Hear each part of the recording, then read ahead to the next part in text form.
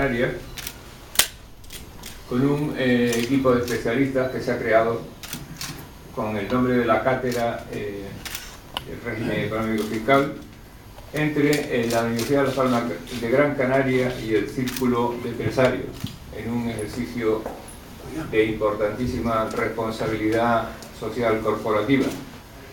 El director de la cátedra, don Salvador Miranda, es la persona que ha dirigido este coloquio y esta jornada, que yo le agradezco en nombre de la Real Sociedad Económica muchísimo todo lo que hace por nosotros, puesto que de parte de dirigir este coloquio sobre el régimen económico fiscal, ha escrito la historia de la Real Sociedad Económica durante el siglo XIX en su condición de historiador y está muy vinculado a nosotros, así que le agradezco muchísimo haber organizado este acto en la Real Sociedad Económica. También se lo agradezco, por supuesto, al rector de la Universidad de Las Palmas de Gran Canaria, que me acompaña, al presidente del Consejo Social de la Universidad de Las Palmas de Gran Canaria, don Lothar Siemens, que también está con nosotros en esta mesa, y al presidente del Círculo de Empresarios, don Germán Suárez, que también se sienta con nosotros, y don Salvador Miranda. Y a continuación le voy a dar la palabra al rector para que nos diga unas palabras. Muchas gracias, muy buenas noches, señoras y señores. Simplemente, en primer lugar, pues agradecer a la Real Sociedad Económica, amigos del país, de Gran Canaria, el que nos acoge, para tratar un tema que yo creo que en estos momentos es de enorme interés e importancia para nuestras islas y para nuestro futuro. Las cátedras de mecenazgo son una fórmula que en estos momentos, una de las pocas fórmulas de mecenazgo que tenemos en estos momentos en España. La existencia, en este caso, de un grupo empresarial, de una organización empresarial como es el Círculo de Empresarios, ha considerado que puede aportar unos fondos para poder desarrollar en la universidad una actividad universitaria dedicada a un tema concreto. La universidad dispone de un conjunto de cátedras de mecenazgo, de cátedras UNESCO, son subvencionadas evidentemente por la UNESCO, hasta cátedras pues, financiadas, patrocinadas por distintas empresas e instituciones. Para nosotros es una verdadera satisfacción el que tengamos esta cátedra del REF, primero por lo que significa, porque hacemos partícipe a la universidad y a los universitarios del estudio académico, de la investigación que se pueda abordar sobre el REF. Entendemos que ahora tenemos este REF, pero este REF hay que continuar trabajando sobre él, analizarlo y transferir a la sociedad todo lo que significa el REF. Pero también, por otro lado, al Círculo de Empresarios, porque es una de las fórmulas en las que nos estamos volviendo a encontrar la universidad y la empresa, una acción que en estos momentos en España es extremadamente débil y que en mayo pasado, el desaparecido don Emilio Botín hacía un reclamo a la sociedad diciendo que sin investigación no había futuro y que esa investigación tenía que ser una investigación entre todos y donde la sociedad, a través de su industria, a través de su empresa, tenía que participar. Por lo tanto, yo me siento como rector de la Universidad de Las Palmas de Gran Canaria enormemente satisfecho de que se haya conseguido esta cátedra y sobre todo de los profesores que participan en ella y del profesor Salvador Miranda Calderín, que es evidentemente un profesional, pero también es un hombre de la casa, puesto que sigue siendo profesor de la casa. Y hace un par de años el equipo de investigación que dirige el profesor Santiago de Luján y al que pertenece el profesor el doctor Salvador Miranda Calderín, pues fue reconocido como uno de los grupos de excelencia de nuestra universidad. Por tanto, una satisfacción y espero que hoy sea una presentación de esta cátedra y de lo que va a poder hacer, bueno, y de la participación abierta que esta cátedra va a tener con toda la sociedad. Así que muy buenas noches y muchas gracias. Muchas gracias, rector. El señor presidente del Consejo Social de la Universidad de Las Palmas de Gran Canaria, don Lothar Siemens, tiene la palabra. Quiero decirles en primer lugar que el REF es una parte importantísima de nuestro fuero, de los canarios, y es una herramienta que beneficia a todos los canarios, a pesar de que desde ciertos sectores políticos se esté haciendo ver que solo es una cuestión de los empresarios, que solo favorece a los más pudientes. No es así. El REF es algo del que se benefician todos los canarios, y es algo por lo que estamos luchando desde hace muchísimos años. Desde que se echó en marcha a principios de los años 70, Juan Pulido Castro, en el parlamento aquel que había en el régimen franquista, hasta las diversas modificaciones que ha habido. Yo he participado en diversos foros, más como oyente que como participante, porque no soy economista, pero en fin, he estado al lado de todos los protagonistas que han estado ideando el REF que queremos para Canarias, y lo que sí veo es que después de tantos años es algo que no se culmina nunca. Siempre sufre recortes, se tergiversa, se queda cojo, en fin, no es satisfactorio, nunca ha sido satisfactorio. Ahora pues ha salido una nueva ley del régimen económico fiscal, y también hemos llegado tarde, porque yo creo que no hemos sabido plantear desde una masa importante qué REF queremos. Siempre los hacen los políticos y tenemos que tragarnos lo que hacen ellos, y después hay grupúsculos que dicen queremos esto así, queremos esto así. No es satisfactorio lo que estamos haciendo. Yo por eso ya hace pues, 1 año y pico con Salvador formamos un grupo de sabios de la Universidad de La Laguna y de la Universidad de Las Palmas para plantear por lo menos algunos aspectos del REF que pudieran servir para financiar los proyectos de investigación y desarrollo de la Universidad de Las Palmas. Y se hicieron unas propuestas que fueron bien acogidas incluso por el Parlamento de Canarias, pero después yo no sé, Salvador, qué deriva ha tenido toda aquella cosa tan inteligente que hicimos, ¿verdad? Si realmente se ha recogido, se ha tergiversado, se ha recortado. Lo cierto es que el REF ahora sale incompleto, porque sale la parte económica y fiscal están separadas, sale una sí, otra no.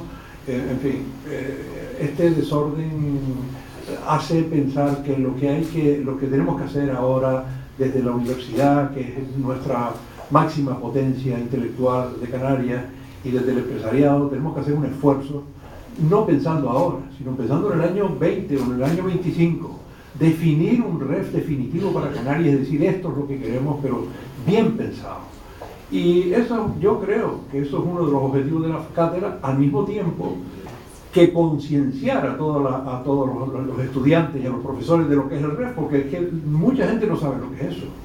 Y eso, como dije desde el principio, es una cosa importantísima. Yo no digo nada más, sino que ceda el presidente la palabra a las personas que van a actuar esta noche, y a ver si esto puede ser un punto de arranque, esta cátedra, que me parece importantísima, y me alegro que el círculo empresario al que yo pertenezco haya tenido la valentía de querer apoyarla. Pues será la herramienta que realmente sirva de palanca para cambiar el devenir de este proyecto. Muchas gracias. Tiene la palabra don Germán Suárez, presidente del Círculo Empresario.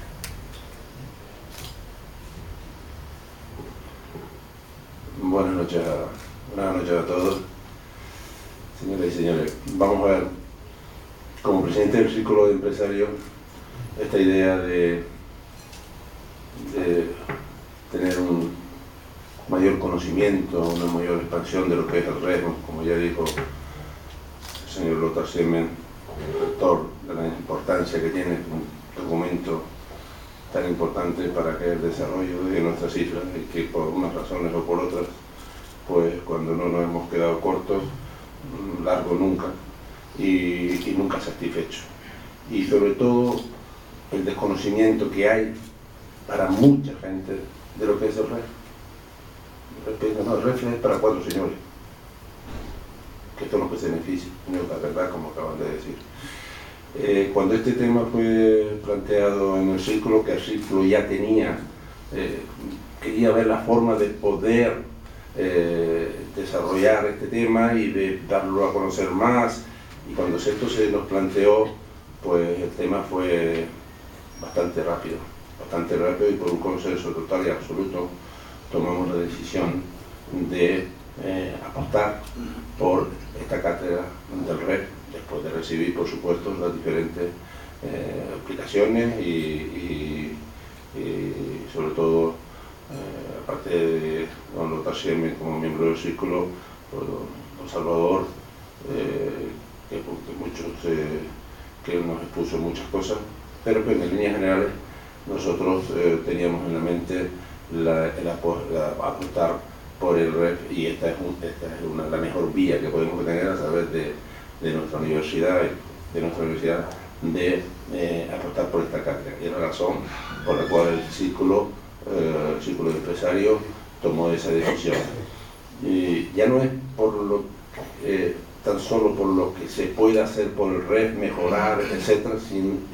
Hicimos mucho hincapié en el conocimiento que se debe trasladar a la ciudadanía, y que la universidad es un lugar de conexión cara al exterior. Es decir, que hoy o ayer le pregunta a un estudiante, ¿qué te digo?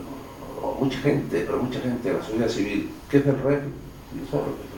¿Y esto qué? ¿Y para qué es el REF? El REF es un tema para 4. No conocen. Entonces, el no conocimiento del REF significa y trae consigo, pues bueno, el que no se le saque partida, no se defienda como debe defenderse, y no se saquen los objetivos para los cuales el REF ha sido reconocido como documento excepcional para las Islas Canarias. Para nosotros es una gran satisfacción el tener la oportunidad vía la universidad de apostar por esta cátedra, en el convencimiento que el trabajo que van a hacer va a ser un trabajo muy bueno, y que la universidad y todas las personas que van a involucrarse en esto son de un altísimo nivel, y porque estábamos convencidos sin lugar a dudas que era el lugar idóneo donde debíamos de apostar, y por eso lo hemos hecho, y estamos bastante satisfechos. Y hay varios compañeros del círculo de empresarios que también, como todo el círculo, han tomado parte en esta decisión, porque fue una decisión consensuada totalmente y sin ningún tipo de duda al respecto. Así que muchas gracias a todos. Muchas gracias.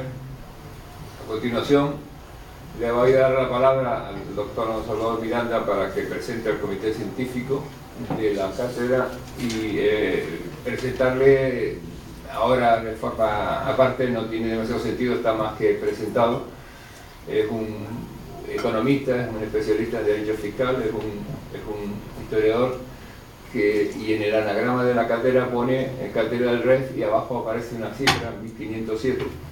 Es decir, es muy buena idea para la cátedra y buena idea para el trabajo que van a desarrollar de que sea historiador aparte de economista, porque no solamente el presente vale para comprender un régimen fiscal distinto que tiene Canarias, sino el pasado. Desde 1507 el Estado español le ha dado a Canarias un régimen fiscal diferente.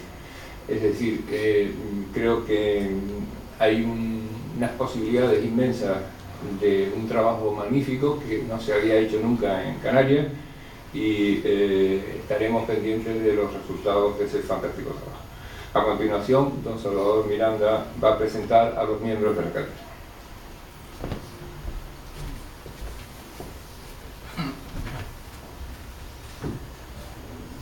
Señor director de la Real Sociedad, rector magnífico de la universidad, dignísimas autoridades, amigos del país, señoras y señores. Es para nosotros un honor estar aquí en la presentación de esta cátedra, a la que le hemos dedicado muchísimo tiempo y que pretendemos que sea un avance significativo en todas las investigaciones y en la innovación que esperamos conseguir en esta institución señera como es el régimen económico y fiscal de Canarias.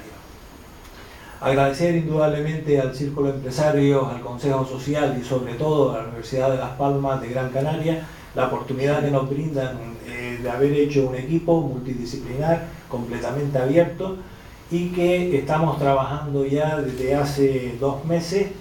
Tenemos una página web que ya está disponible, esperamos que todos la puedan utilizar, y vamos a partir de una breve presentación del comité científico y tenemos el anagrama de la cátedra. El anagrama de la cátedra parte de una fecha, 1507, y de una escalera que va subiendo, tiene 3 peldaños, y queremos caminar tanto hacia arriba, hacia el futuro, como profundizar en nuestro pasado.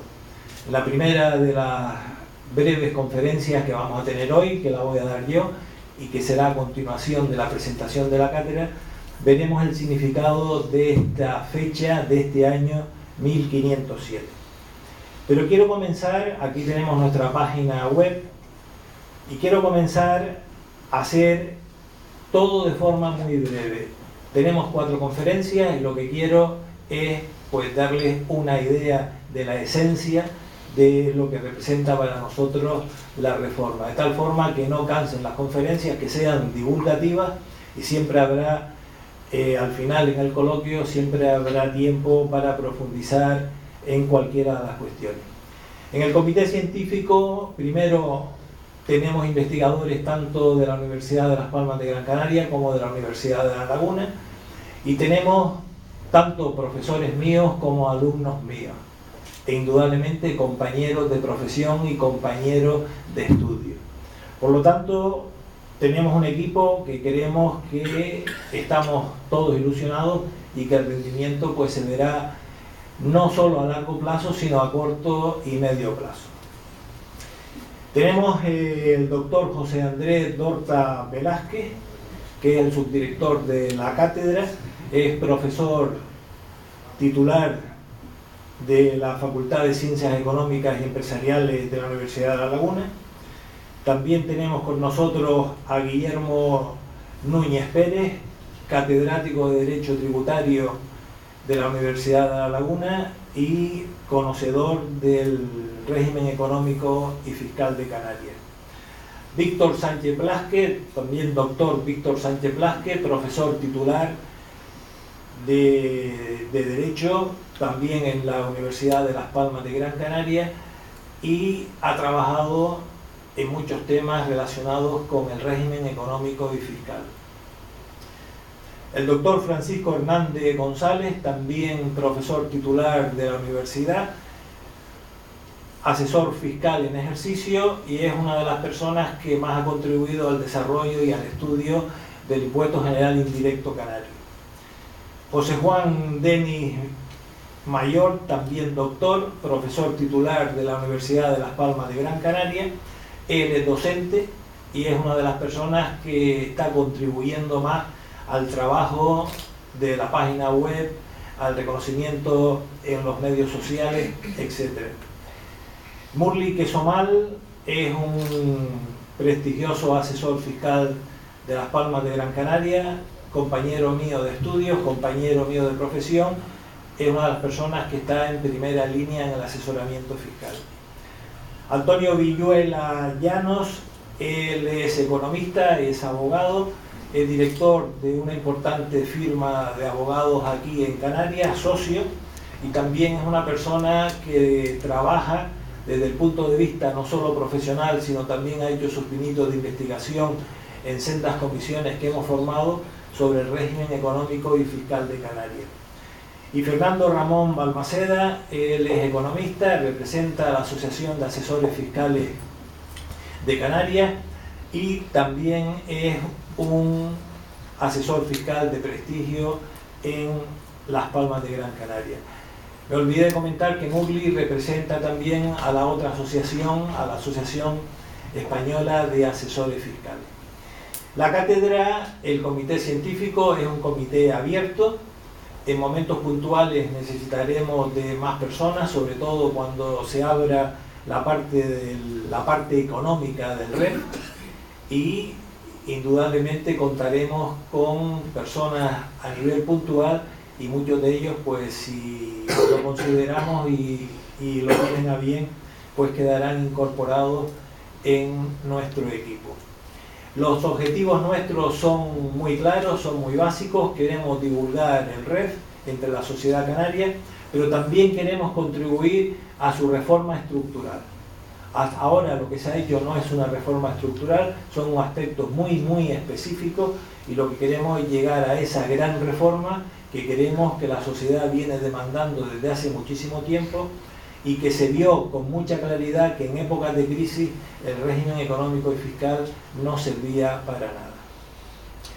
Las ponencias que vamos a dar hoy van a ser 4. Una primera sobre el origen del régimen económico y fiscal, que la voy a dar yo. Va a ser más que una conferencia, ustedes verán que va a ser algo que a poco que vaya contando lo van a ir entendiendo, y a su vez aprovecharemos para divulgar los entresijos de nuestro origen. Luego entramos ya en una cuestión técnica, que es la reforma de la SEC, de la Zona Económica Especial, y la nueva deducción en África. Luego tendremos una tercera ponencia sobre las reformas en la Reserva para Inversiones en Canarias. Esa la volveré a dar yo. La anterior la dará mi compañero el doctor Víctor Sánchez Blasque. Y al final concluiremos con las omisiones, con lo que echamos en falta en esta reforma de REF, que la dará también el doctor Andrés Dorta Velázquez, gran conocedor de nuestro régimen económico y fiscal. Y sin más, voy a comenzar con la primera de las ponencias. La mesa, si quiere situarse. Hay algunos sitios, en la primera hay por lo menos 3 sitios que, si quieren pasar dentro, podrían estar dentro.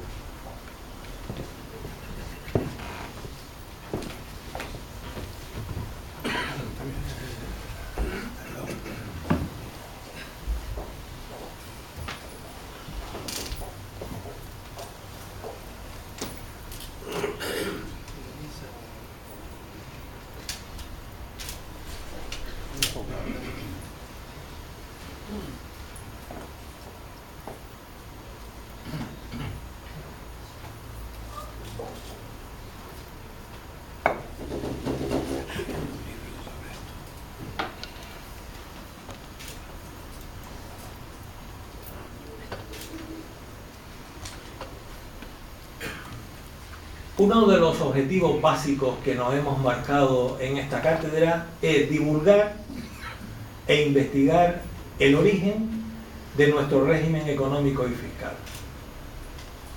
Y para eso hemos incorporado en nuestro logo una fecha, 1507.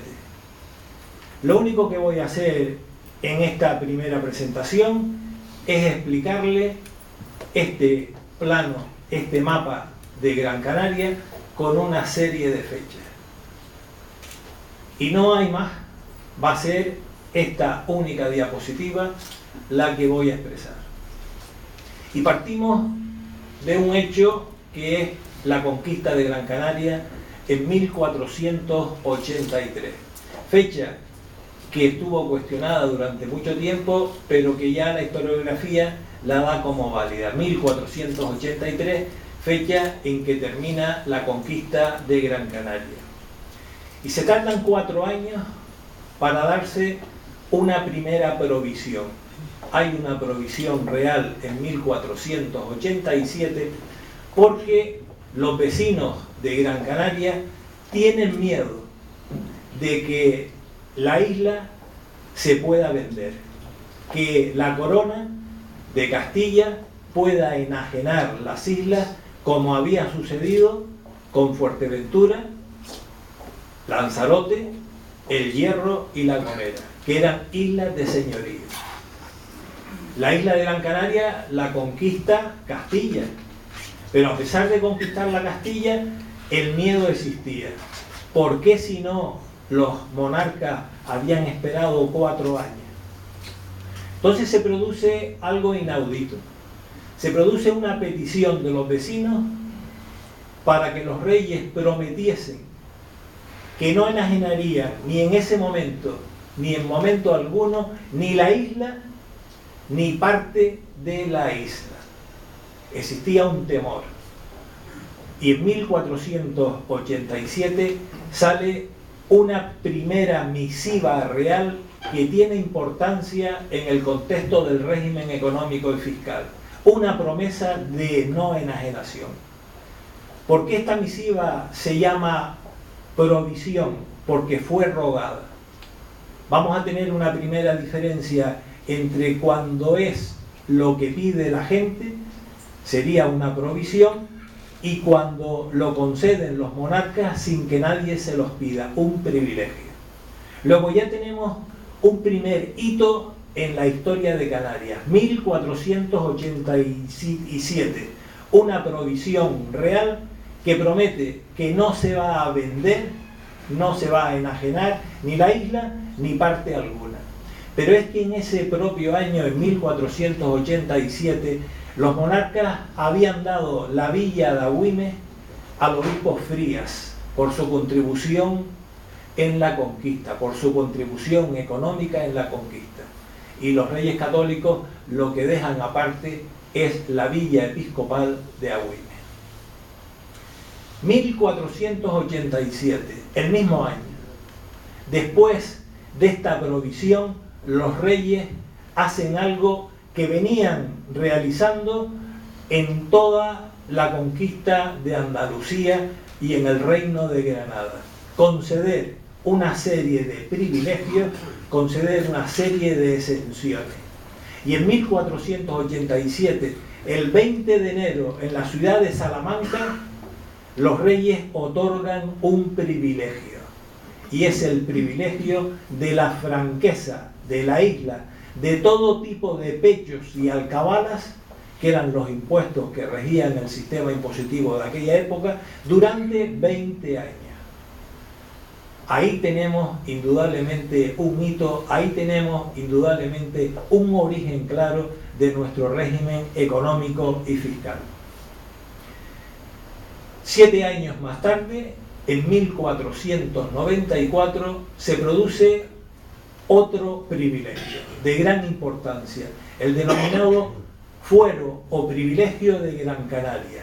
De nuevo, no es rogado, y los reyes católicos otorgan un modelo de gobernación igual al de los reinos de Granada e igual a lo que existía antes en Castilla, con ciertas remodelaciones.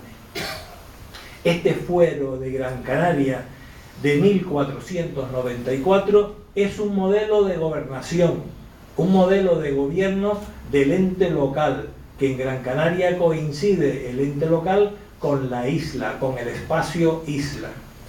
Pero este fuero, que tiene una importancia vital, le habíamos dado todo bombo y platillo los historiadores, hasta que en 1970, un profesor andaluz, Moreno Casado, transcribe el fuero de Baza, y el fuero de Baza es exactamente igual al fuero de Gran Canaria. Pero es que avanza la investigación y nos damos cuenta de que el fuero de Baza es idéntico al de Gran Canaria, pero a su vez idéntico a un montón más de fueros. La coincidencia, fíjense ustedes, está en el fuero de Gran Canaria. Podríamos decir, ¿es un hito histórico? Efectivamente, es un hito que representa no más que la incorporación plena de las Islas Canarias, en concreto de la isla de Gran Canaria, al derecho castellano.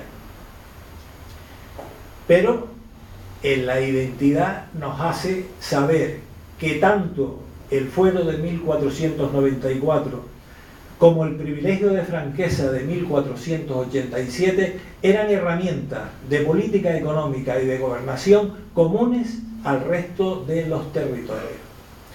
Vamos a dar un salto a la isla de Tenerife y La Palma, las 3 islas de realengo que existían. Y en 1496, Alonso Fernández de Lugo termina la conquista de Tenerife y consigue unas capitulaciones con unos poderes omnímodos, tipo los poderes que consiguió Cristóbal Colón cuando descubrió América. Más que un gobernador, más que un adelantado título que se le dio luego, Alonso Fernández de Lugo era un auténtico virrey, con los problemas grandes que eso ocasionó entre los regidores e incluso entre los monarcas. Pero el hecho cierto es que en 1496 se termina la conquista de la isla de Tenerife. Y Alonso Fernández de Lugo tiene poderes y otorga las mismas exenciones que los reyes le habían otorgado a la isla de Gran Canaria, pero con un plus más. Si vuelvo a 1487, en 1487 a Gran Canaria se le declaró exenta de todo tipo de pechos y alcabalas durante 20 años, pero a cambio tenía que satisfacer un impuesto, el almojarifazgo, del 3%, para que todos lo entiendan, un impuesto de aduana del 3%.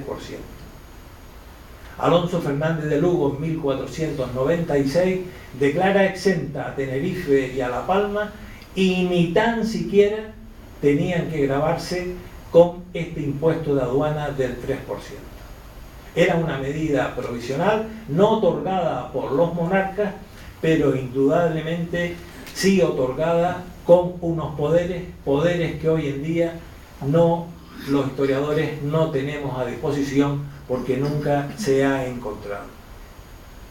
Y luego llega 1507, la fecha que hemos elegido. En 1507 han pasado 20 años del privilegio de franqueza de Gran Canaria, 1487 más 20 años, 1507.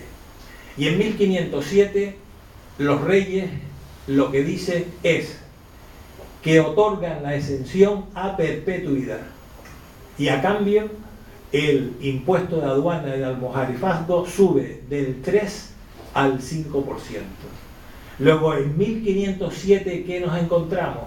Que todas las 3 islas realengas están exentas de todo tipo de pechos y alcabalas. Podemos decir que ahí, en esa fecha, nace nuestro régimen económico y fiscal, porque es el primer momento en que nos encontramos en que está todo ratificado y está todo claro. Faltaba algo, que la franqueza de Tenerife la ratificasen los monarcas, y lo hacen en 1510. En 1510 los monarcas se dan cuenta de que no hay un privilegio que ellos hayan concedido, que el privilegio lo concedió el gobernador, ya en esa fecha el adelantado Alonso Fernández de Lugo, y lo que hacen es, para no tener problemas, dicen: declaramos exento de todo tipo de pechos y alcabalas a la isla de Tenerife durante 25 años a partir del año de su conquista. A partir de 1496, 25 años. Con posterioridad, Tenerife, cuando vencieron esos 25 años, quiso hacer valer su derecho de que no se le aplicase el impuesto de aduana del 3%. Si bien los reyes católicos homogenizaron los tipos impositivos de todas las islas y grabaron a Tenerife también con el mismo impuesto que tenía en Gran Canaria, que en esos momentos era del 5%. Por eso en 1507 se da una circunstancia, marca un hito histórico, y este hito histórico es que con carácter perpetuo se conceden unas exenciones. ¿Cuál es la diferencia entre lo que se concedió en 1487 y 1507? El ámbito temporal. ¿Cuál es la diferencia entre lo que se concede en 1507 y lo que se había otorgado a las poblaciones del Reino de Granada? La gran diferencia está en el tiempo. A todos los reinos, a todas las poblaciones del Reino de Granada se le concedían exenciones, pero temporales. A nosotros, en nuestras islas, por nuestra lejanía y por una serie de circunstancias que hoy no les cuento por brevedad, pero les contaré en otras charlas, se le concede a perpetuidad. Es el reconocimiento claro y contundente de la metrópoli de que una región diferenciada necesitaba una fiscalidad diferente. Por eso desde aquí queremos contribuir a la divulgación de esta fecha de 1507 como origen de nuestro régimen económico y fiscal. Espero haber contribuido con este pequeño cuento o con esta pequeña conferencia, si ustedes quieren, a la divulgación del acervo histórico y cultural tan importante que para la sociedad canaria representa nuestro régimen económico y fiscal. Muchas gracias.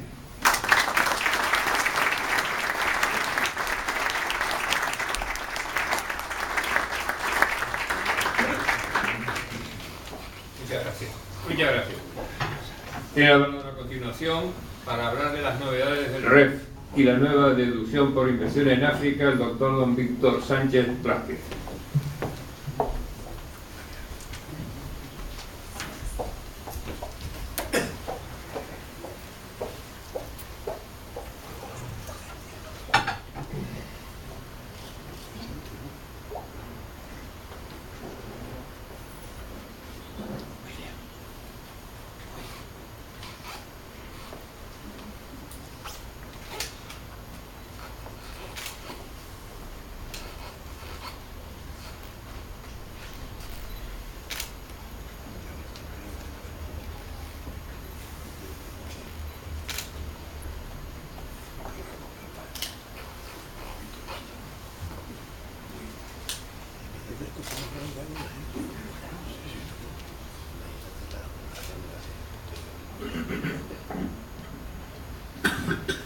Buenas noches a todos.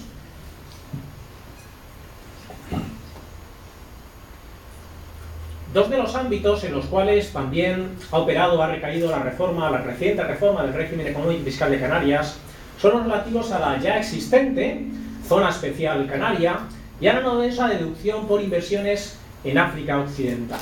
En mi intervención haré una exposición sintética, breve, acerca de las novedades principales en estos dos ámbitos. Comienzo por la Zona Especial Canaria. Puedo decir de principio, y lo digo con total firmeza y claridad, que puede catalogarse la reforma en el ámbito de la CEC como una reforma de gran relevancia. ¿Y por qué es una reforma de gran relevancia, en mi opinión? Porque nos encontramos con una reforma que ha abordado diversos aspectos que habían sido señalados ya de hace bastante tiempo como algunos de los aspectos necesitados especialmente de reforma en el ámbito de la CEC. En diversos documentos, tanto internos del consorcio como externos, se ponían de relieve determinadas cuestiones que deberían ser reformadas en el futuro. Pues bien, la gran parte de estas cuestiones se han reformado a finales del año 2014.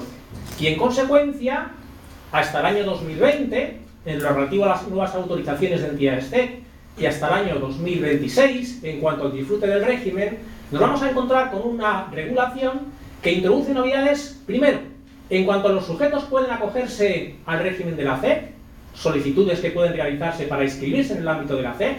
Segundo, en cuanto a las actividades económicas que pueden realizarse bajo el régimen especial de tributación del ámbito de la CEC. En tercer lugar, en cuanto al lugar de realización de la denominada siempre, luego veremos en qué consiste esto, CEC industrial. Y en cuarto lugar, también hay cambios importantes en cuanto a la dimensión, el contenido mismo del beneficio fiscal, allí donde es principalmente importante, el impuesto sobre sociedades. Haré referencia a estas cuatro cuestiones. Y es que en primer lugar se produce un cambio importante en relación con los sujetos que pueden pedir la autorización para operar en el ámbito de la CEC y su posterior inscripción y disfrute del régimen fiscal especialmente favorable. ¿Y por qué y en qué consiste este cambio? Pues bien, el cambio es muy sencillo. Hasta ahora, hasta finales del año 2014, para que pudiera operar en el ámbito de la CEC una entidad, tenía que ser una persona jurídica de nueva creación. Tenía que haber la constitución de una nueva sociedad, en definitiva. Sin embargo, a partir del 1 de enero del año 2015, va a ser posible también que operen en el ámbito de la CEC nuevas sucursales.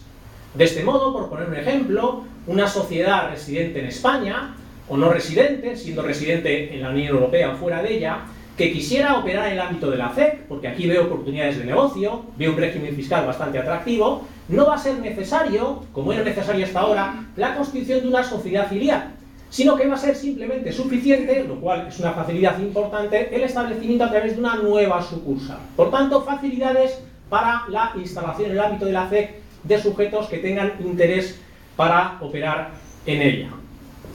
También hay cambios muy relevantes en relación con las actividades económicas que pueden realizarse en el ámbito de la CEC. Y esto ha de situarse en un contexto en el cual la identificación de determinadas actividades económicas, y no cualquiera, es el instrumento fundamental a través del cual la regulación de la CEC fomenta, potencia el objetivo fundamental que se pretende con ella, que es la diversificación de la economía en el archipiélago. Si comparamos la CEC con los otros beneficios fiscales del REF y queremos identificar un elemento distintivo de la misma, es esa diversificación. Pues bien, en el año 2000, cuando se instauró y se puso en funcionamiento por primera vez la Zona Especial Canaria, se aprobó una lista de actividades económicas. Esta lista sufrió muy pequeñas variaciones, muy pequeños aumentos, en total 5 actividades, 2 primero, 3 después, en los años 2003 y año 2006. ¿Qué ha ocurrido a finales de 2014 con vigencia a partir del año 2015? Pues bien, hay un aumento muy considerable de las actividades CEC. Hay una nueva lista, un añadido de aproximadamente 20 más. Es decir, se conservan las actuales, pero se añaden unas 20. A modo de ejemplo, aquí he señalado algunas, hay otras, no puedo hablar de todas en su integridad. Por primera vez se incorpora la agricultura, aunque es cierto que un determinado tipo de agricultura, cultivo de plantas medicinales y farmacéuticas.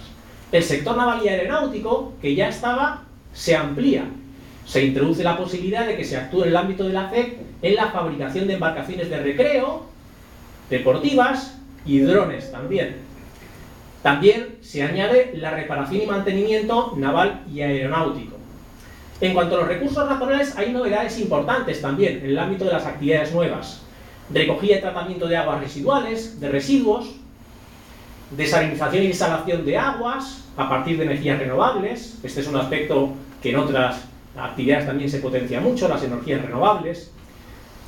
La energía eléctrica a partir de energías renovables, la producción de la misma ya estaba en el ámbito de la CEC, se ha pretendido completar el ciclo productivo y se añade el transporte y distribución de la misma.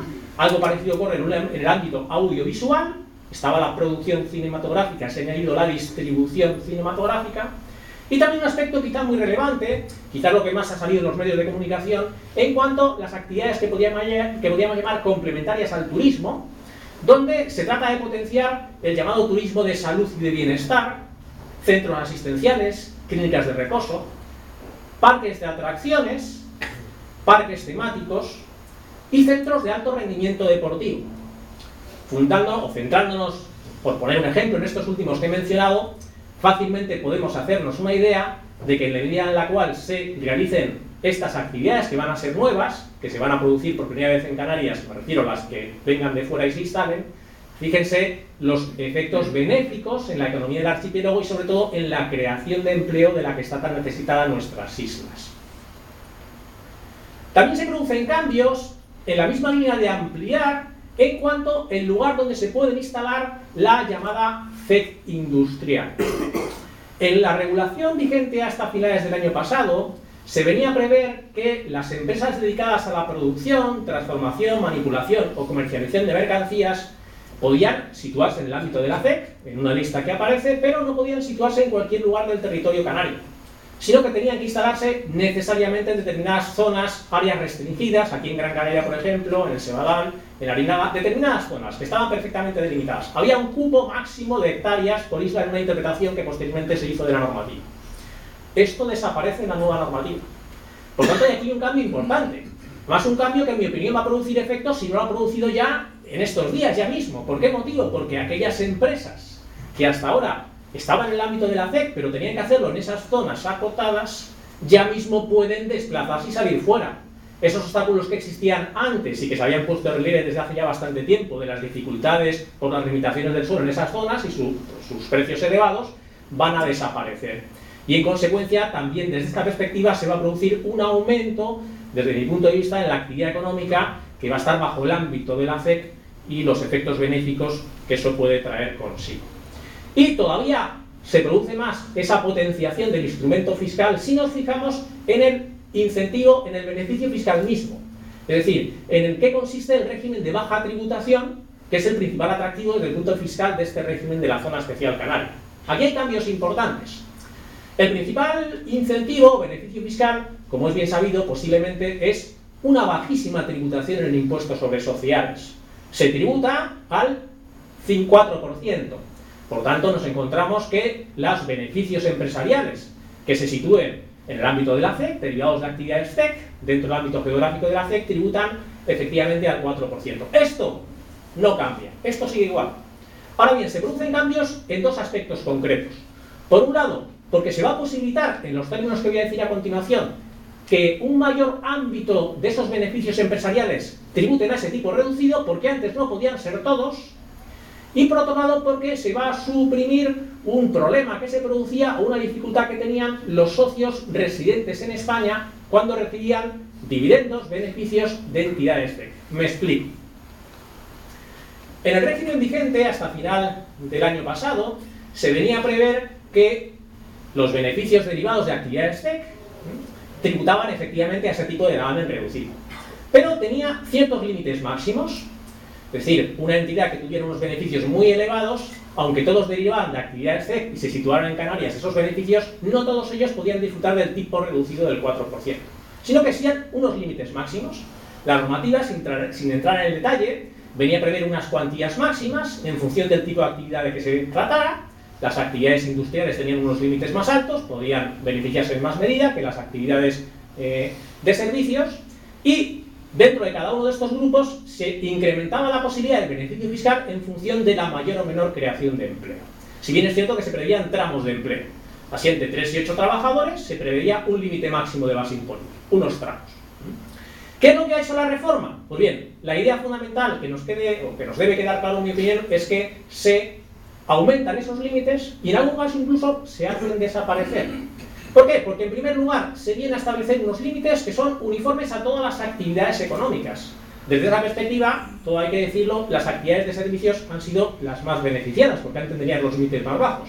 Ahora se equiparan todas las actividades en cuanto a los límites. En segundo lugar, se viene a establecer, miren, aquellas entidades que cubran el empleo mínimo exigido por la normativa. En Gran Canaria, por ejemplo, 5 empleos.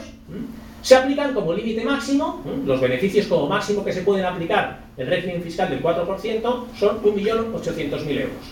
Pero por cada empleo que cree, subimos 500.000 euros más de posibilidad de beneficio fiscal. Con lo cual existe, lo cual no había antes, un incentivo para la creación de un empleo en la medida en la cual el beneficio fiscal va a ser mayor. Y si llegamos a los 50 empleos, a partir de ahí se eliminan las bases, los límites de la base imponible. Sin perjuicio de que se siguen aplicando, pero esto no es algo exclusivo de la CEC, sino de todos los beneficios fiscales del REF, unos límites generales de las ayudas del Estado.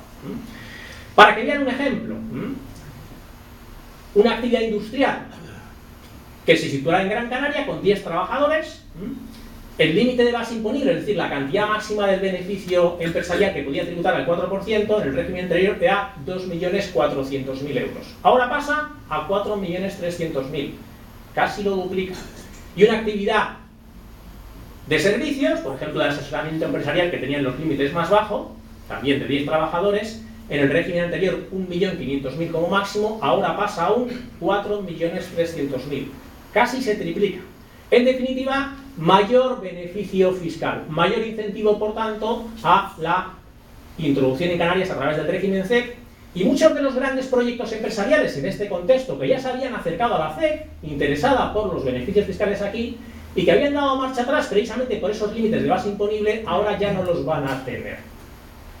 Y también se produce el cambio, para terminar el régimen fiscal, en lo relativo al tratamiento de la doble imposición. Sin entrar en mayores detalles, en el régimen anterior, cuando un socio, persona jurídica residente en España, constituía una sociedad CEC, en tanto socio aportaba, tributaba en sede de entidad CEC, por supuesto, al 4% en cuanto a los beneficios derivados de actividades en el ámbito de la CEC. Ahí efectivamente existía un régimen de baja tributación. Pero desde el momento en el cual esa sociedad CEC repartiera dividendos derivados de esos beneficios al socio residente en España, tributaba en sede de socio al régimen general del impuesto sobre sociedades aplicable a ese socio, y además no podía aplicar el régimen de corrección de la doble imposición de dividendos. Existía una excepción para el reparto de dividendos procedentes de beneficios de entidades CEC que habían tributado al 4%. Esta restricción para las entidades CEC desaparece con la nueva ley del impuesto sobre sociedades. Y en consecuencia no va a tener el socio residente en España, persona jurídica, ese problema que podía solventarse a través de un mecanismo de planificación fiscal, pero en cualquier caso ya no tiene que acudir a ese mecanismo de planificación fiscal. En conclusión, en relación con la CEC, desde mi punto de vista, creo que tiene que razón la exposición de motivos del Real Decreto Ley que ha introducido la reforma, cuando dice que en este ámbito de la CEC nos encontramos con modificaciones relevantes con el fin de impulsar el logro del objetivo fundamental del régimen, desarrollo económico y social y diversificación de la economía productiva del archipiélago, a través o en las mejores condiciones posibles. Porque las mejores condiciones es que las sucursales puedan instalarse en el ámbito de la CEC, que haya más actividades económicas en el ámbito de la CEC, que las actividades industriales puedan situarse en cualquier parte del territorio canario y que el beneficio fiscal tenga, o incluso en algún caso, tengan menores límites de base imponible de beneficiariedad o en algún caso incluso no lo tenga. Paso a continuación al análisis, también muy sintético, de la deducción por inversiones en África Occidental. Y lo voy a hacer desde una doble perspectiva: fundamento y contenido básico. Es bien conocido el amplio debate social, económico y político que se produjo ya desde hace bastante tiempo acerca de la posibilidad que en su momento se planteaba, se fue planteando por distintas instancias, de que los beneficios fiscales del REF canario, el REF, en definitiva, pudiera utilizarse para inversiones en África.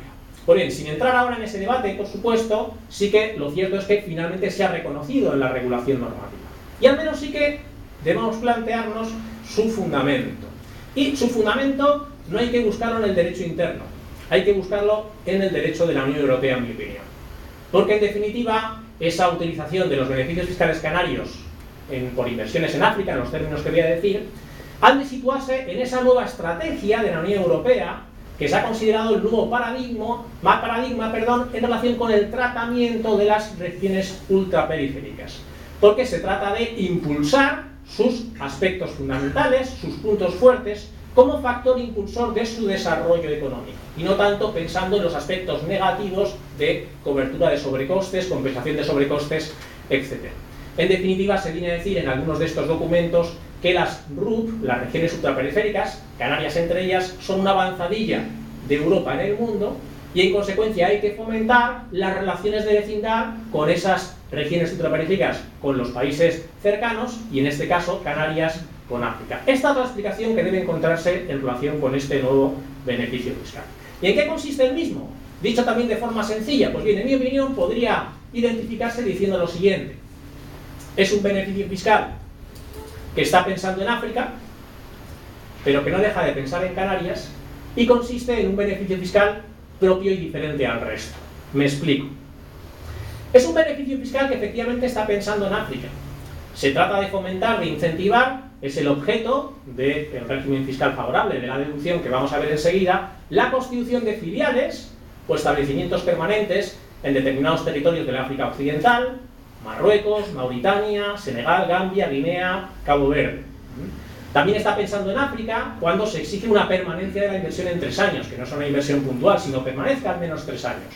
Y se mira también en África cuando se exige que esa nueva sociedad que se crea, o ese nuevo establecimiento que se crea, inicie la actividad económica en el plazo de 1 año desde que se realiza la inversión. Pero el beneficio fiscal no solo mira a África, mira también a Canarias. ¿Y por qué mira a Canarias? Porque, por un lado, se exige que esa sociedad filial que se crea en África ha de tener un control por parte de residentes canarias, con sujetos con domicilio social en Canarias, domicilio fiscal en Canarias. Se exige al menos un porcentaje de participación del 50% de entidades con domicilios fiscales en Canarias. Se exige también, y por eso también se está pensando en Canarias, esta es la compensación en cierto sentido que se ha puesto en el incentivo en relación con la inversión en África, se exige el aumento de empleo en la entidad que quiere aplicar la deducción. Se exige un incremento de la plantilla media de dicha entidad en el ejercicio en el cual se inicia la actividad económica en África, que es cuando se aplica la deducción, y se ha de mantener ese incremento de la plantilla media durante 3 años. Por tanto, el empleo sigue estando también de protagonista, no solo en la CEC, también en la RIC, como luego se verá, sino también en esta deducción por inversiones en África. ¿Y en qué consiste el beneficio fiscal? Es una deducción autónoma e independiente. Se ha dejado a un lado esas otras posibilidades que se plantearon de utilizar la RIC para inversión en África o la deducción para inversiones en Canarias, sino que se ha creado un instrumento fiscal autónomo y distinto, instrumento fiscal que se aplica en el periodo en el cual se inicia la actividad económica en África y consiste en una deducción en la cuota del 15 o del 10% según estemos ante una empresa pequeña o mediana en los términos de la Unión Europea. Concluyo ya. En la reforma del REF, yo he puesto un par de ejemplos, nos encontramos con el establecimiento de nuevos beneficios fiscales que desde cierta perspectiva, desde luego la CEC lo es, creo que son beneficios fiscales de gran relevancia y que por tanto tienen posibilidades de éxito. De todas maneras el tiempo lo dirá si efectivamente se acogen estos beneficios fiscales por parte de los potenciales destinatarios de los mismos y también el tiempo nos dirá si se plantean más o menos problemas en la aplicación e interpretación de las normas reguladoras, aspectos en los cuales lógicamente yo no he podido entrar, y un aspecto que quizá puede dar, por lo menos, algún problema en el futuro, o al menos algo que debemos plantearnos, es eventuales problemas de control tributario en África, es decir, un reto que va a tener la Administración Tributaria Española, la Agencia Tributaria, efectivamente no solo comprobar Canarias, sino también comprobar en África. Nada más y muchas gracias.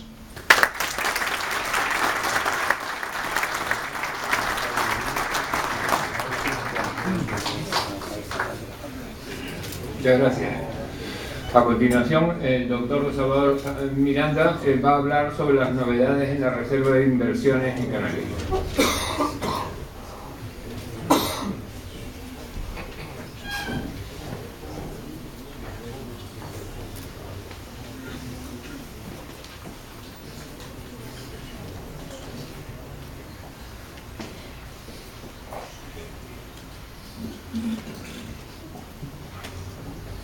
De nuevo por aquí en este formato de charlas breves, que creemos que hay algo que es difícil siempre de captar, pero si se dice breve, pues pensamos que alguna idea se pueden llevar de aquí de lo que pretendemos comentar. El área principal de investigación mía, que duda cabe, que es la Reserva para Inversiones. Por las tardes yo me dedico a estudiar.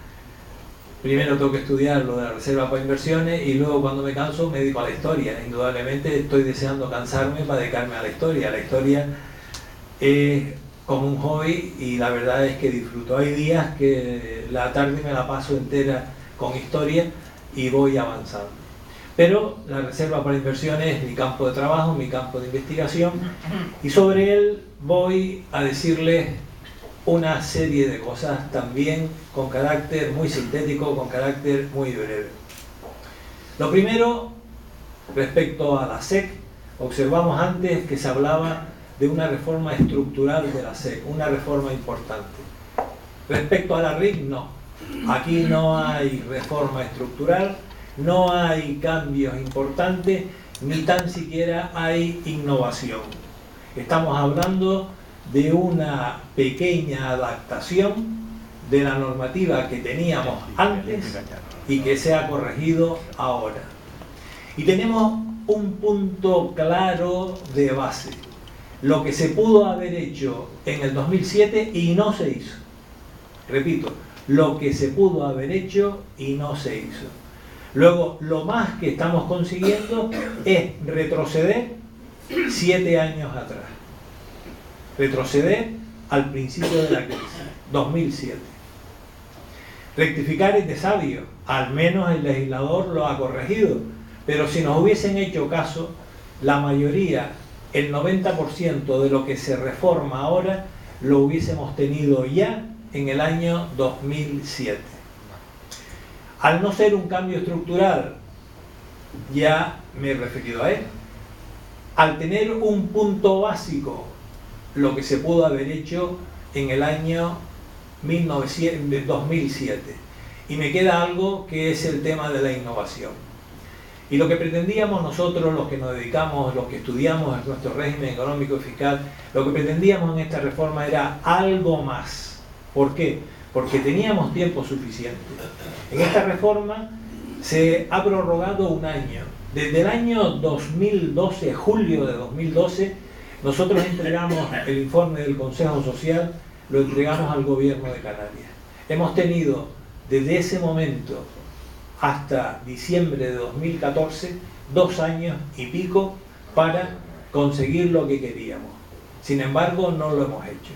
La sociedad canaria que quería un cambio, y ese cambio que se notase en los trabajadores, se notase en el ciudadano en general.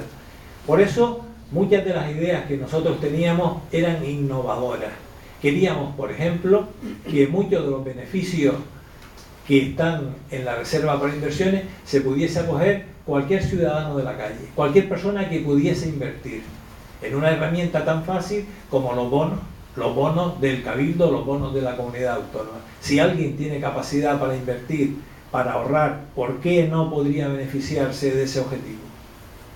Y así conseguimos un elemento mixto. Eso fue en una comisión que hicimos con la Cámara de Comercio de Santa Cruz de Tenerife, muchos de los miembros que están hoy en el comité científico, y dimos unas ideas innovadoras que no se han incorporado en esta reforma.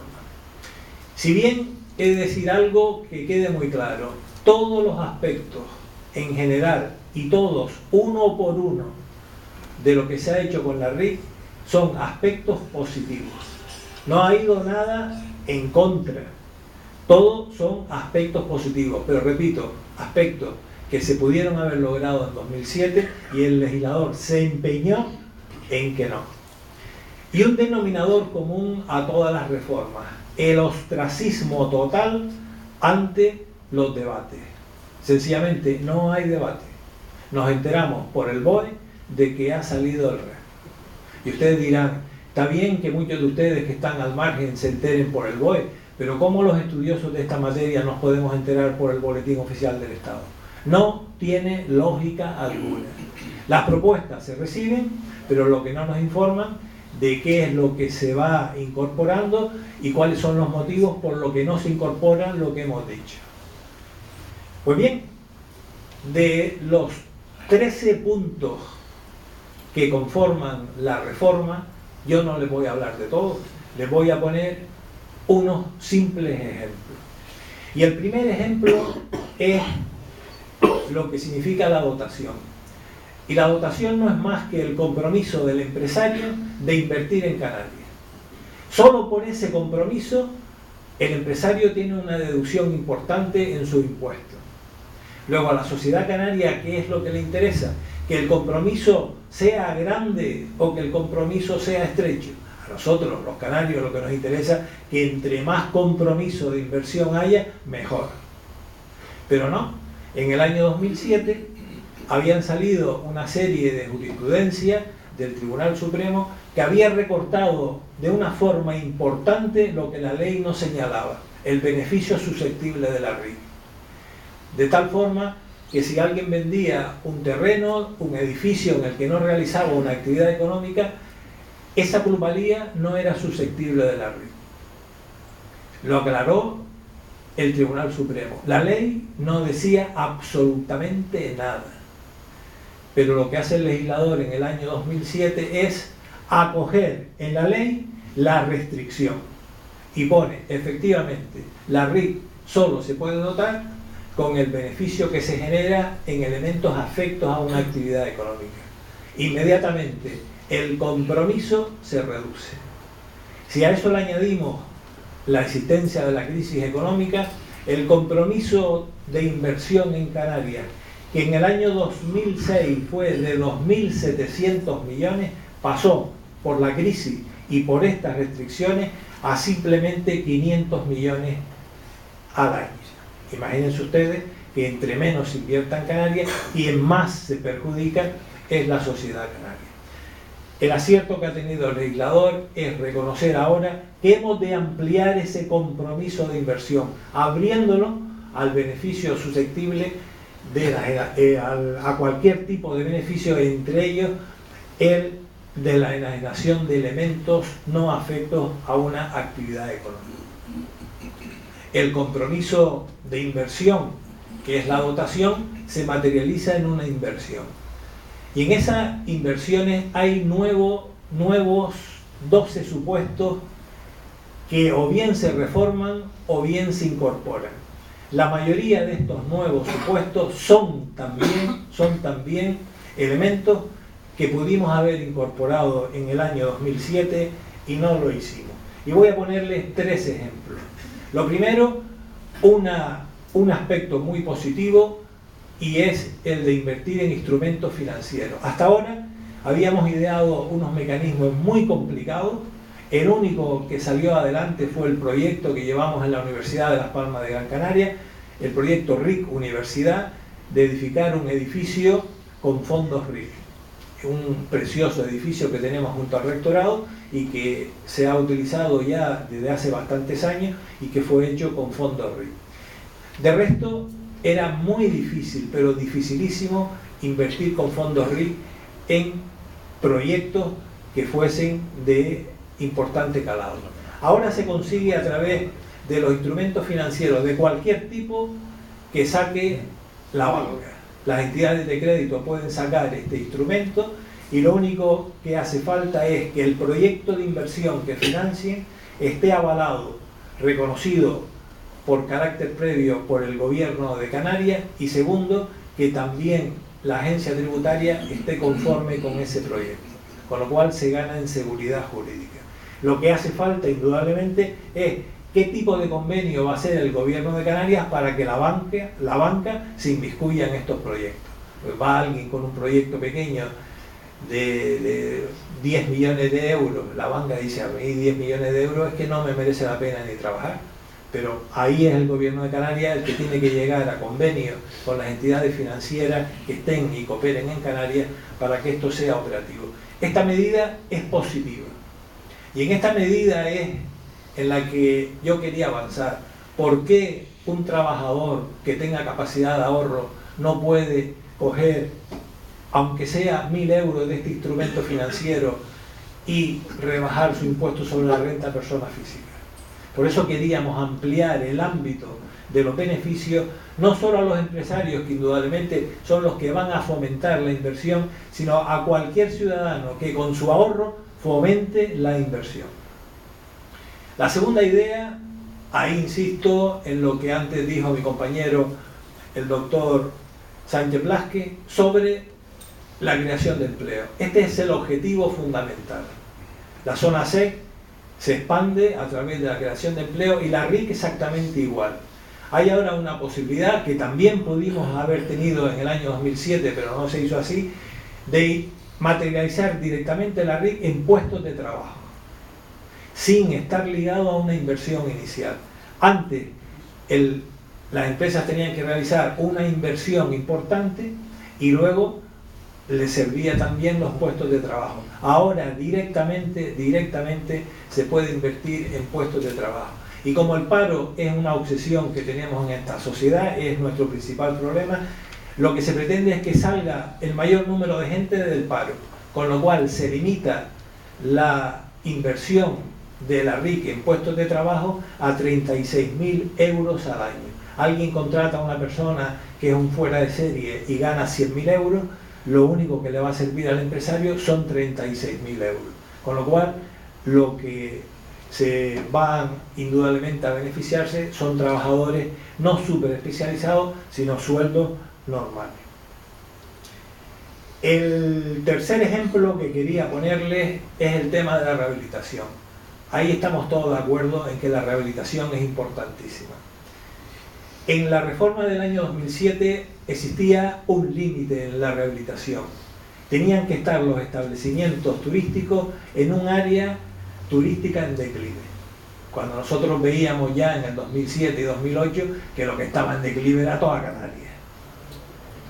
Pues ahora el legislador reconoce su error y la rehabilitación se puede hacer en cualquier lugar, no solo en las áreas en declive, San Agustín, Puerto de la Cruz en Tenerife, sino en cualquier lugar, tanto en la actividad turística como en la actividad comercial. Si alguien quiere renovar una tienda en la calle Triana, lo puede hacer, pero también si alguien quiere comprar una tienda vieja en Triana y renovarla, le va a servir el suelo y toda la obra que va a dedicar a esa rehabilitación. Esto es un hito importante y esto puede fomentar la rehabilitación, la construcción y la generación de empleo en Canarias. Y finalmente, una cuestión técnica en la que hay una mejora evidente, que es la sustitución de bienes del activo. Cuando alguien materializa su compromiso de inversión en un elemento, imagínense en una grúa, esa grúa tiene que estar 5 años en funcionamiento. ¿Qué ocurre si al 4.º año la grúa se rompe? Que a lo mejor el empresario lo que necesita es comprar una nueva grúa. Pero la RIC antigua no lo permitía, porque se exigían 5 años. Y se permitía así que en el año 5.º, se rompe la grúa, en el año 4, faltaba un año, se permitía que se comprase una nueva grúa. Pero esa nueva grúa no servía para ninguna RIC, no servía para una nueva RIC. Ahora, el cambio técnico que se hace es importante. Se permite la sustitución de un elemento por su valor neto contable. En el 4.º año una grúa vale, del punto de vista contable, casi nada. Luego la nueva grúa servirá para una nueva RIC, con lo cual también el empresario y la sociedad en general se benefician. Abordo ya las conclusiones con estos 4 ejemplos que he puesto, y la conclusión principal es que la RIC no ha existido una reforma estructural, sino se han retocado aspectos muy parciales. Segundo, que no ha habido innovación, no se ha incorporado lo que los agentes económicos queríamos que se incorporase, un mayor revulsivo social respecto a las inversiones de la RIC, a la posibilidad de que se acogiesen más personas a este tipo de incentivo, pero en tercer lugar también tenemos que ser conscientes de que todas las medidas, una por una y en su conjunto, son positivas. Con esto creemos que vamos a tener un desarrollo importante de la creación de empleo, pero para ello nos falta otra pata importante, la parte económica del REF. Los políticos nos han dividido el REF en 2 partes, cuando el REF es solo uno y al servicio de la sociedad. Señores, muchas gracias.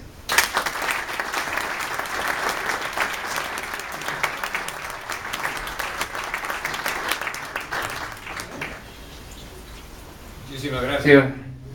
A continuación la última, que se trata sobre las omisiones en la reforma del REF por el doctor don José Andrés Dorta Velázquez, y a continuación habrá un coloquio.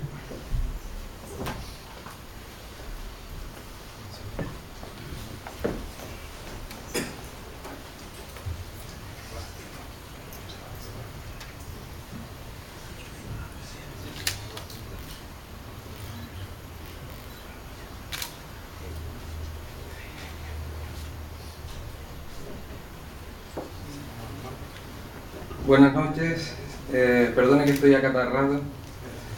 Me corresponde, quizás no va con mi forma de ser hablar de lo negativo, mi forma de ser hablar de lo positivo, pero me han encomendado hablar sobre las omisiones. Haré una pequeña referencia histórica, ya que la historia, hay mucha, digamos, historia para los economistas y demasiada economía para los historiadores en el régimen económico y fiscal. Quizás por eso es oportuno que haya distintas disciplinas en la cátedra. El REF es evolutivo, por eso, como se llamaba Lothar, siempre nos da un sentimiento de insatisfacción. Hemos situado en 1507 el principio del REF, y se impone un hecho que todavía se percibe, es un pilar básico del REF, y es la baja imposición. Todos nosotros somos conscientes de que pagamos un IJIC, aunque sea el 7%, muy distinto al que se paga en Península. Eso es, digamos, procede de la historia. El artículo 2 de nuestro REF se fundamenta en las libertades comerciales. Los canarios nos gustan las libertades comerciales, las actividades económicas nos lo exigen. ¿Por qué? Porque en estos siglos se puso de manifiesto un hecho de una economía de subsistencia con una economía fundamentada en productos, en exportación, pero de alta calidad. Quisiera resaltar este tema. Siempre hemos querido caña de azúcar de alta calidad, había normas específicas.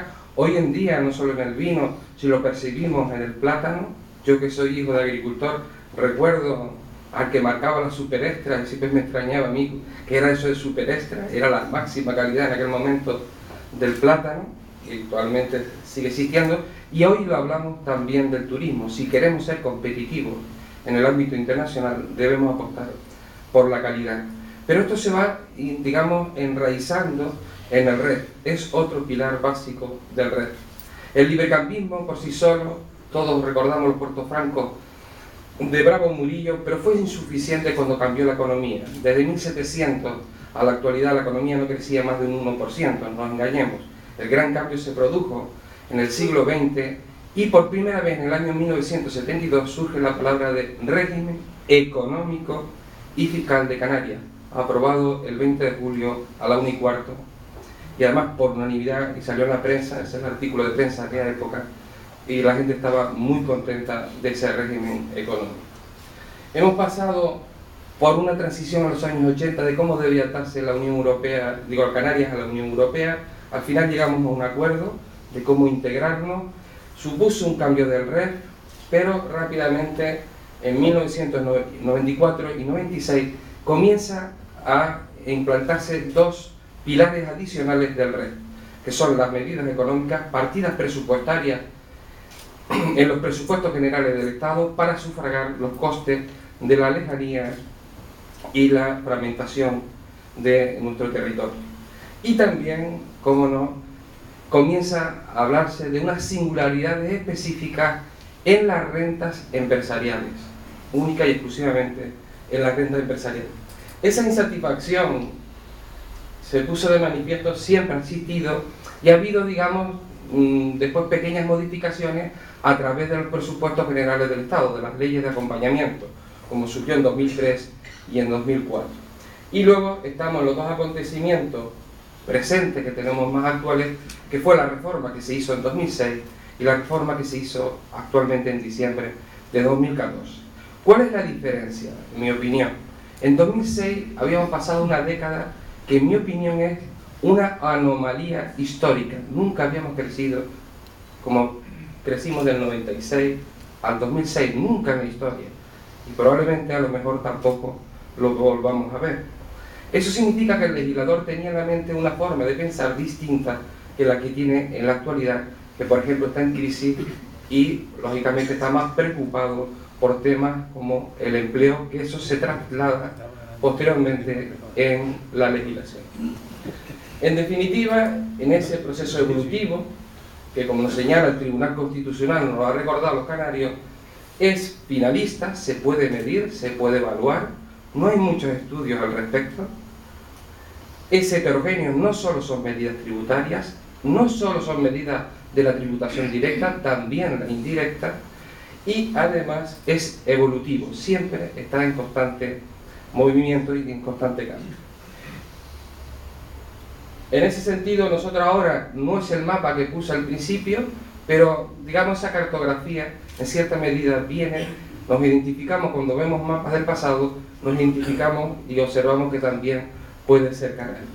En definitiva, tenemos 4 pilares básicos del REF, ahora se ha movido uno de los pilares, pero yo quisiera poner, nunca mejor dicho, sobre la mesa otro aspecto muy relevante del régimen económico y fiscal, que es el federalismo fiscal. Y en dos direcciones.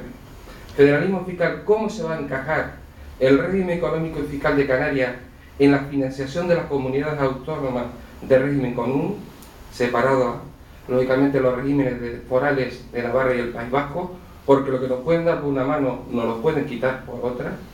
Y en segundo lugar, ¿cómo encajar el federalismo interno?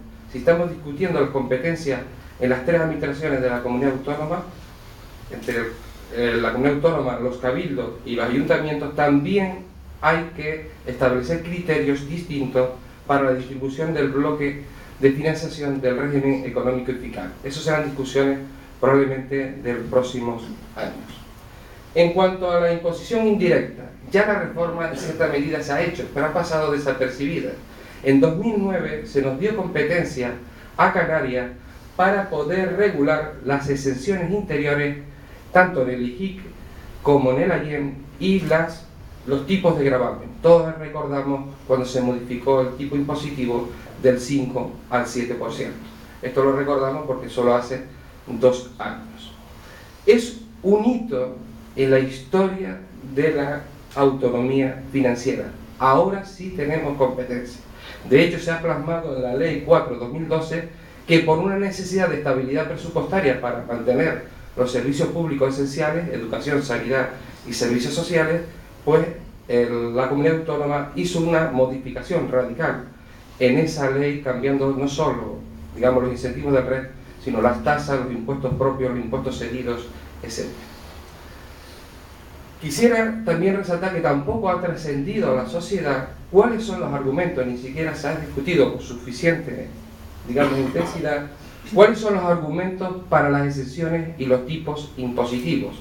Y esto me recuerda a aquella frase del premio Nobel James Mirrlees, que señalaba que a los legisladores británicos no les gustaba que los súbditos comieran pasteles, pero sí bizcochos. ¿Por qué? Porque el tipo impositivo de los pasteles era más alto que el de los bizcochos. Simplemente había que ponerlo en chocolate y cambiaba el tipo impositivo. Lo mismo ocurrió en Canarias con el pan común estaba al 0 y el pan para celíacos estaba el tipo reducido hasta 2012. O pasa en la actualidad con los libros en papel están al tipo 0 y los libros en formato electrónico están al tipo general. Es decir, falta una discusión económica, legal, etcétera, de estos temas. Esa discusión se debe hacer por 4 criterios, decimos los economistas. Por equidad, no es el mejor instrumento para establecer redistribución de riqueza los impuestos indirectos, sino los impuestos lógicamente directos. Por eficiencia, nunca se deben afectar factores productivos para lograr la mayor eficiencia de las empresas. Por externalidad, si realmente queremos que el medio ambiente debemos protegerlo, por todo aquello que afecta al medio ambiente debe tener los tipos incrementados. Y si realmente creemos que todo aquello que afecte a la internalidad, a la salud de las personas, debería también tener los tipos más incrementados, como pasa con el cigarro.